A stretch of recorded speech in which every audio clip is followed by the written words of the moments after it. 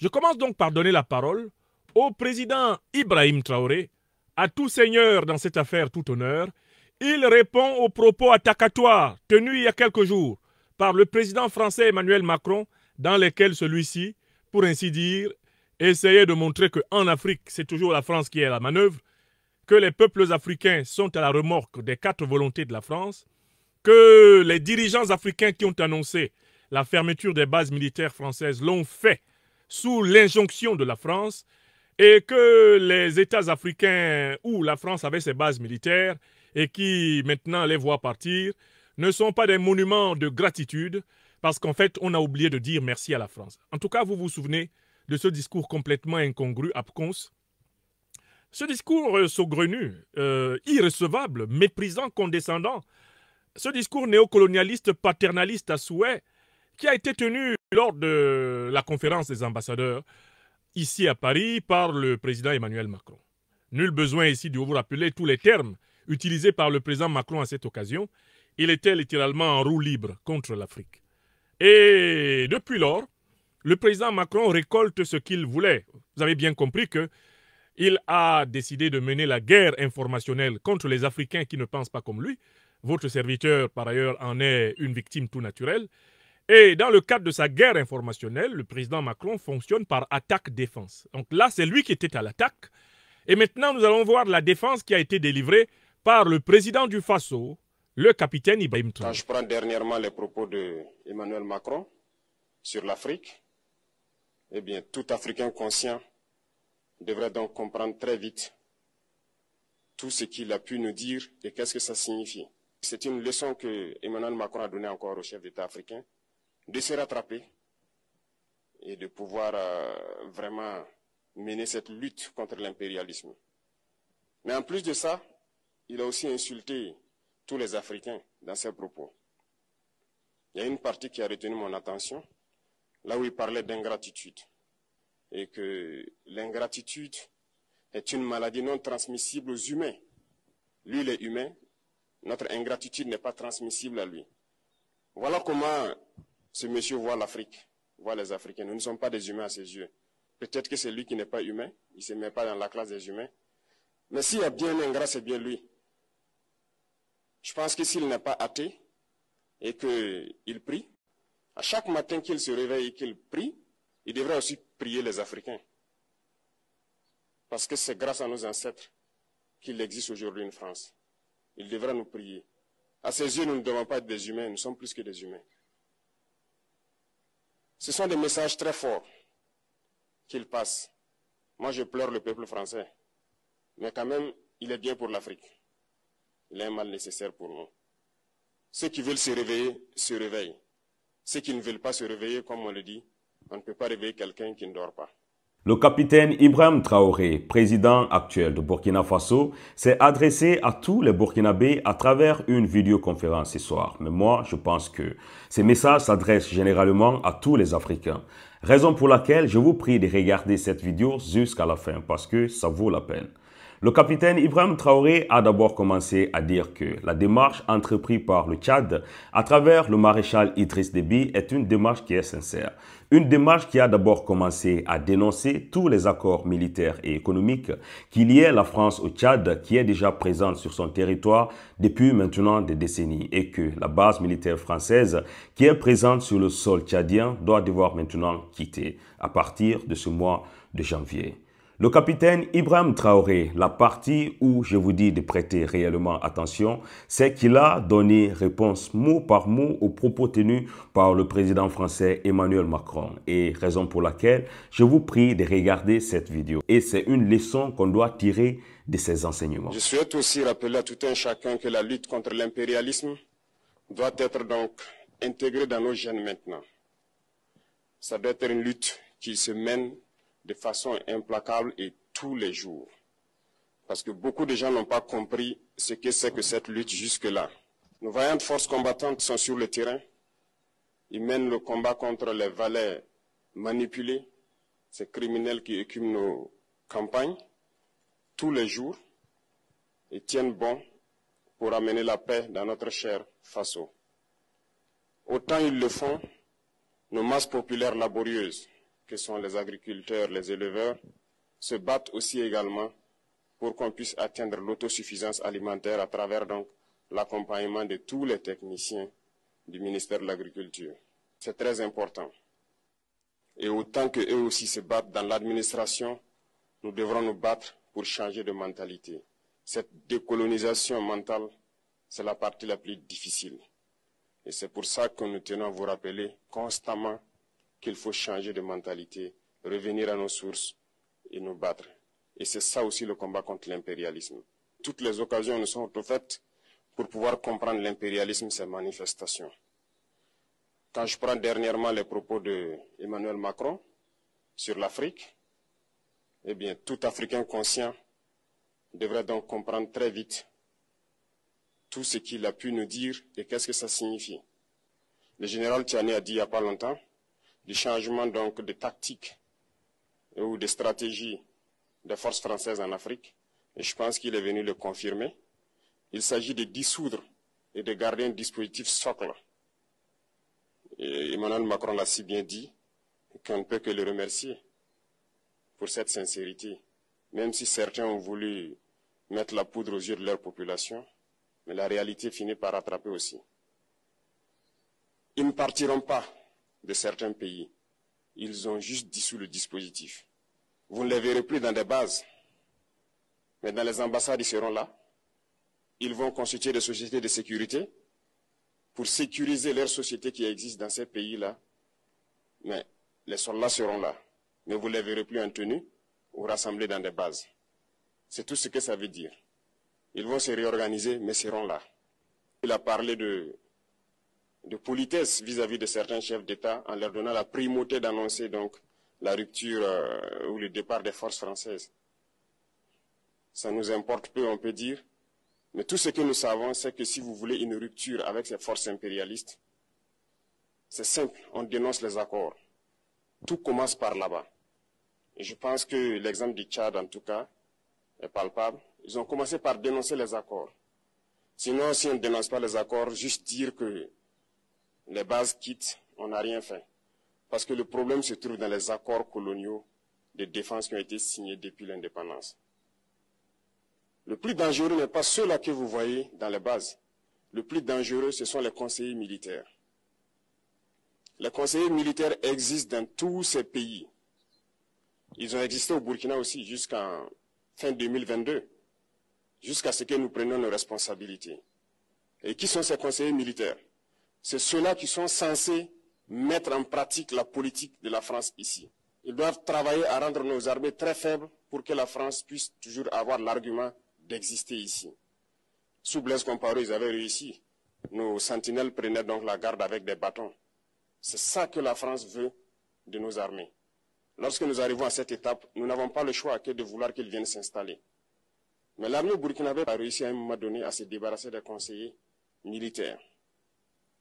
Malheureusement, je pense qu'en 2019, après l'opération Otapuano, où ces Français-là ont vu que l'armée burkinabé avait encore une capacité de réagir au terrorisme, ils ont appelé le chef d'état-major en France, ils l'ont instruit de reprendre les conseillers militaires dans toute la structure.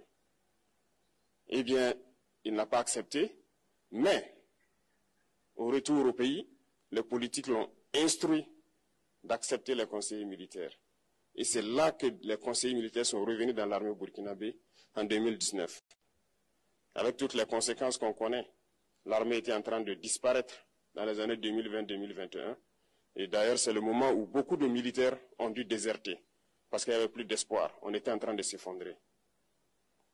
Voilà un peu comment ils travaillent. À l'état-major général des armées, dans tous les états-majors d'armée, dans les écoles, c'est eux qui sont censés dicter la politique de notre armée. C'est eux qui nous disent combien recruter, quand recruter et qu'est-ce qu'il faut en faire. Ils sont dans les écoles pour nous dire comment il faut les former et ainsi de suite. Tant que ces conseillers militaires sont là, vous n'êtes pas indépendant. Votre armée aura juste l'apparence d'une armée qui sera là en train de faire des parades, du cirque.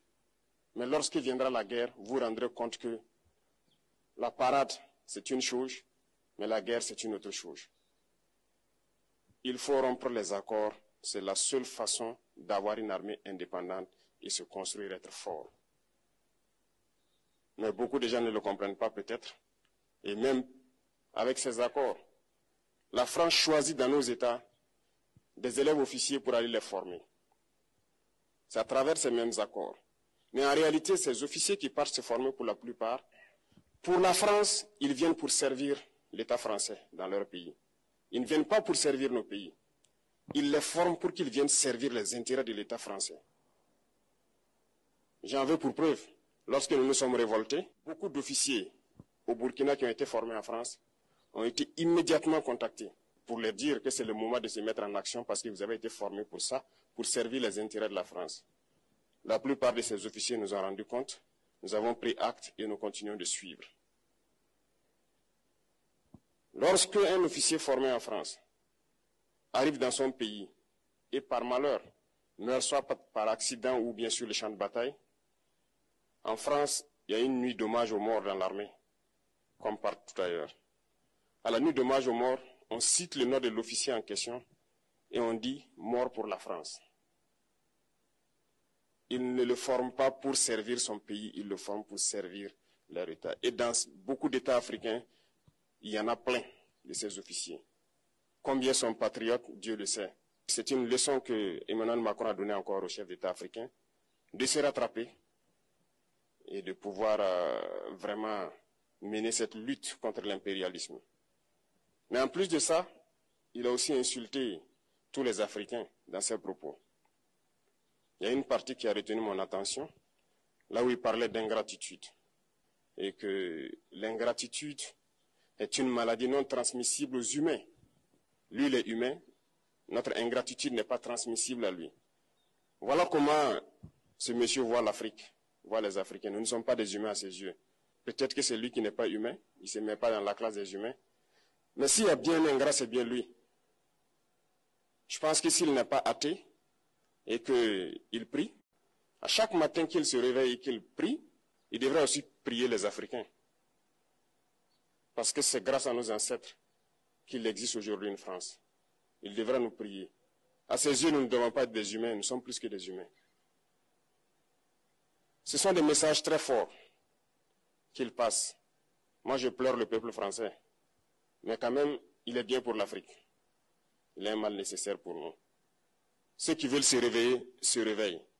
Ceux qui ne veulent pas se réveiller, comme on le dit, on ne peut pas réveiller quelqu'un qui ne dort pas. Les Africains doivent se réveiller. Nous devons travailler à être indépendants, à faire au moins ce que nos peuples connaissent le bonheur. Et la lutte contre l'impérialisme, c'est ça. Il faut décoloniser les mentalités, prendre en compte toutes ces données-là, parce que le monde nous donne tellement d'exemples à voir. Pour eux, il n'y a pas de morale. Ils peuvent vous désigner aujourd'hui terroriste, mais demain, vous êtes un héros, par leur simple bouche. Ils décident de ce qu'ils font. Ils parlent de démocratie, mais ils se font eux-mêmes des coups d'État constitutionnels entre eux. Ils parlent des droits de l'homme, mais ils déciment des populations ailleurs. L'Africain doit se réveiller, l'Afrique doit se réveiller. Et le combat contre l'impérialisme est permanent. Et je vous invite à incorporer ce combat, à travailler en sorte que nous soyons réellement indépendants, que nous soyons autosuffisants et que nous puissions nous développer, connaître le bonheur, ce à quoi notre peuple aspire. Cet extrait est composé de 3 grandes parties. La première partie de l'extrait est consacrée par le président Ibrahim Traoré à un enseignement fondamental. C'est un enseignement de métaphysique de la révolution. C'est-à-dire, le président Traoré nous indique quelles sont les qualités mentales, les qualités spirituelles que les Africaines et les Africains doivent développer pour être réellement libres. Ça, c'est la première partie de son propos. J'appelle cela un exercice de métaphysique panafricaine révolutionnaire. Il invite les Africains à développer un état mental particulier dont nous allons parler. Parce que cet état mental est la base et l'essence de la conscience d'une société qui a décidé de se libérer et de devenir souveraine. Et il va nous expliquer en quoi consiste cet état mental. Cet état de décolonisation mentale, comme il l'évoque. La deuxième partie du propos du président Ibrahim Traoré est consacrée à analyser les propos tenus par le président Emmanuel Macron le 6 janvier 2025 lors de sa conférence avec les ambassadeurs français à Paris. Le président Ibrahim Traoré revient sur les principales affirmations de son homologue français et il va en montrer la fausseté. Donc, on peut dire que la deuxième partie de l'intervention du chef de l'État burkinabé est consacrée à la contradiction dialectique. Il pose le propos de Macron comme une thèse et il construit en face l'antithèse. Une méthode que vous connaissez déjà. Du moins pour ceux qui écoutent les conférences de votre serviteur, j'ai amplement ici contribué à aiguiser le sens de la contradiction dialectique des Africains. L'adversaire dit que A, tu démontres que non A. Il dit que B, tu démontres que non B. Il dit que C, tu démontres que non C. Il dit que D, tu démontres que non D. Il dit que E, tu démontres que... Il dit que Z, tu démontres que non Z. Il dit l'infini, tu démontres que non l'infini. Ça s'appelle la contradiction dialectique. Et après s'être occupé de la contradiction dialectique, c'est-à-dire de la démonstration que les propos du président Macron sont faux, le président Ibrahim Traoré revient dans la troisième et dernière partie de son allocution pour insister sur l'importance de la conscience et de la lutte anti-impérialiste et notamment sur la contradiction morale flagrante, la contradiction spirituelle flagrante de l'impérialisme, dont les Africaines et les Africains doivent, de son point de vue, prendre profondément conscience. Ainsi, dans la conclusion de son propos, il rejoint les propos qu'il avait tenus dans la toute première partie, celle qui porte sur la métaphysique de la révolution panafricaniste. Notre peuple doit élever son niveau d'intelligence. Et c'est ainsi qu'il se décolonise mentalement. Seul un peuple mentalement décolonisé peut s'engager dans la décolonisation socio-économique, dans la décolonisation culturelle, dans la décolonisation politique, dans la décolonisation géopolitique et géostratégique. Le mental, l'esprit, domine la matière.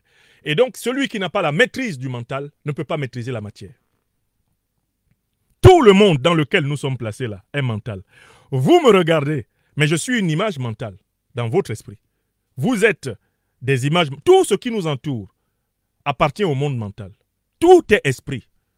Et par conséquent, quand on ne maîtrise pas les pouvoirs de son esprit, quand on ne développe pas les pouvoirs de son esprit, on est victime des événements.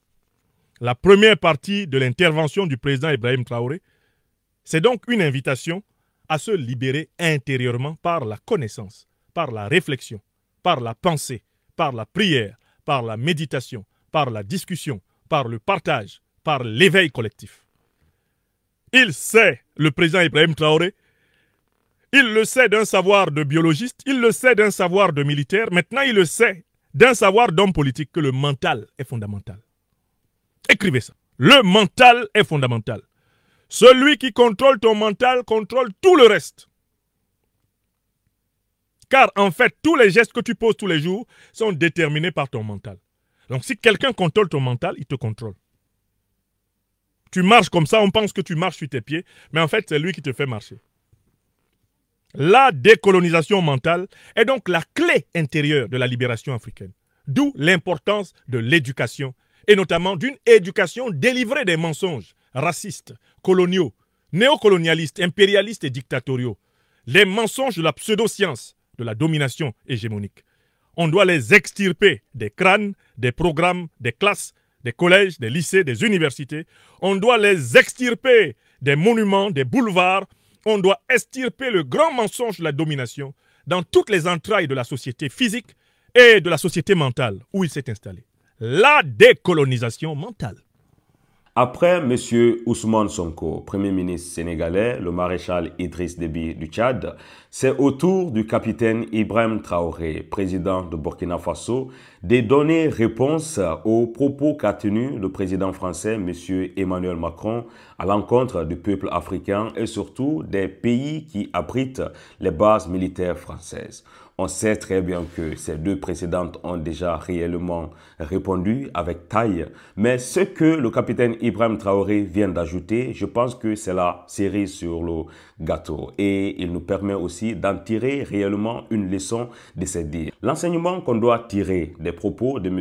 Ibrahim Traoré, c'est bien sûr cette liberté mentale de dire que nous sommes des hommes libres et qu'on a le droit de décider avec qui travailler ou bien avec qui se tisser une relation.